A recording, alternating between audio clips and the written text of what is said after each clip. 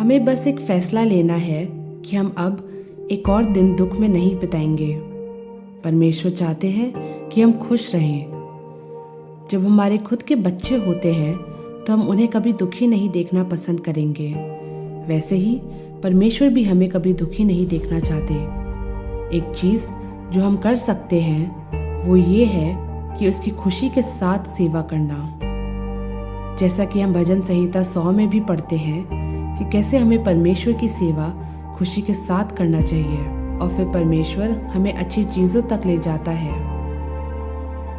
हम जब भी सुबह उठे तो हम बीते हुए दिन की सारी बातें जो सही नहीं हुई, जैसे कि अगर हमें किसी ने डांटा हो या कुछ गलत बोल दिया हो या हमसे खुद कुछ गलत हो गया हो, उनके बारे में ना सोचें। अपमान के साथ जीना और दूसरों के प्रति बुरा ख्याल रखना ये शायद आपको आसान रास्ता दिखे, लेकिन ये बहुत ही गहरी सीखने की बात है कि हम अपने आप को ऐसे तैयार करें और सीखें कि इन दोनों ही भावनाओं के साथ हमारा जीवन बहुत ही दुख में निकलता है और ये सोच हमारे पूरे दिन को खराब कर देती है। लोगों की बातों को पकड़कर अपने आप को बार बार बुरा महसूस ना कराएं। बुरा मानने से वो उनके लिए नहीं पर आपके लिए नुकसानदायक है।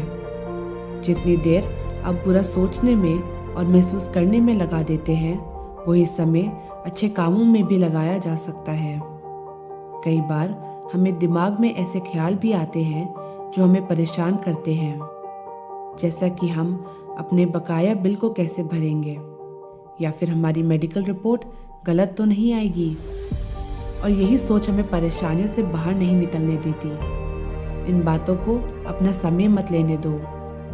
गलती करने पर उन बातों को बार बार मत सोचते रहो। उसकी जगह हम ये सोचें कि नहीं, सब कुछ परमेश्वर के काबू में है। उन्होंने मुझे अपने हाथों में पकड़े रखा है और हमें जहाँ होना चाहिए परमेश्वर हमें वहाँ पहुँचाएगा। अगर आपको सोचना ही है तो ऐसी बातों के बारे में सोचें जो आपके जीवन में अच्छा असर डालते हैं। जिंदगी बहुत छोटी है कि हम गलत बातों के बारे में सोचते रहें और वो हम पर काबू पाते रहें। अपनी ज़िंदगी का आनंद लें उन चीज़ों में जो अभी आपके पास है, पर उनमें नहीं जो आपके भविष्य में आपको चाहिए। हम इतना इन बातों को सोचने लग जाते हैं कि हम आज के समय में खुश रहना भूल जाते हैं और फिर जब हम पीछे मुड़कर देखते हैं तो फिर पछताते हैं। हम बीते सालों को नहीं बदल सकते या दूसरे लोगों की सोच को नहीं बदल सकते। हमारा रवैया ऐसी चीज़ है जो सिर्फ हमारे पास रहता है और कोई भी उसको बदल नहीं सकता जब तक हम ना चाहें। हमें एक फैसला लेना है कि हम एक सही रवैया रखेंगे चाहे कुछ भी हो। सुबह उठकर हम परमेश्वर के साथ समय बिताएंगे। जैसे हमें सुबह नाश्ते की ज़रूरत होती है, वैसे ही हमें परमेश्वर के वचन की ज़रूरत होती है अपनी ज़िंदगी में चलने के लिए। परमेश्वर हमारी मदद करता है कि हम अपनी ज़िंदगी को सही तरीके से जिए, कि हम ऐसा कुछ ना करें जो पवित्र आत्मा को बुरा महसूस कराए। इसलिए हमारे लिए ये ज़रूरी है कि हम हमेशा अपने दिन की शुरुआत परमेश्वर के साथ करें, कि हम उनसे शक्ति पाने वाले हो सके कि हम अपना दिन खुश होकर बिताएं चाहे कुछ भी हो जाए। हम उन चीज़ों में खुश रहें जो कि परमेश्वर ने हमें दी है, और वो तभी होगा जब हम खुद से फैसला लेंगे। और हमारे खुद के इस फैसले से हम अपना पूरा दिन बदल सकते हैं। अपनी मुसीबतों के बारे में सोचने की जगह अपने आशीषों के बारे में सोच के।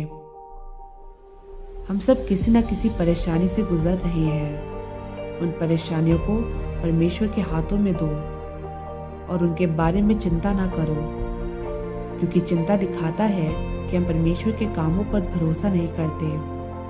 तो जब हम प्रार्थना में परमेश्वर को अपनी मुसीबतें सौंपें तो विश्वास रखें कि परमेश्वर उन मुसीबतों में हमें रास्ता दिखाएगा। जैसा कि हम पहला शमूएल की पहली किताब में देखते हैं, हन्ना के पति की एक और बीवी थी और दूसरी बीवी के अपने बच्चे थे, पर हन्ना के कोई अपने बच्चे नहीं थे, जिसकी वजह से वो हमेशा दुखी रहती थी।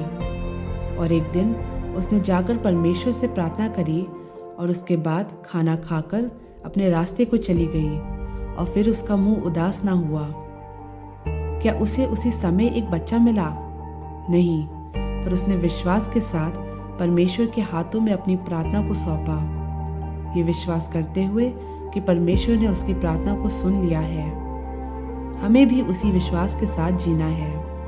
अपनी मुसीबतों को आपको परमेश्वर से और दूर मत होने दो, लेकिन उसे आपको परमेश्वर के करीब आने दो।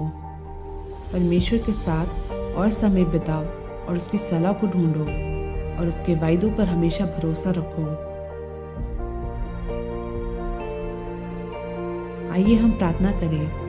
परमेश्वर, इस वीडियो को देखने और सुनने वाले आज अगर किसी बात को लेकर उदास या चिंतित हैं, तो वो अपने उन हर बातों को और परेशानियों को आपको प्रार्थना में देने वाले बन सके और आपके वायदों पर भरोसा करते हुए आपके कार्यों को अपनी ज़िंदगी में देखने वाले बने। यीशु मसीह के नाम में आमीन। हम विश्वास करते हैं कि आपको इस मैसेज को देखने और सुनने से परमेश्वर की आशीष मिली हो। अगर आप चाहते हैं कि हम आपके लिए प्रार्थना करें, तो आप कमेंट बॉक्स में अपनी प्रार्थना का विषय लिख सकते हैं।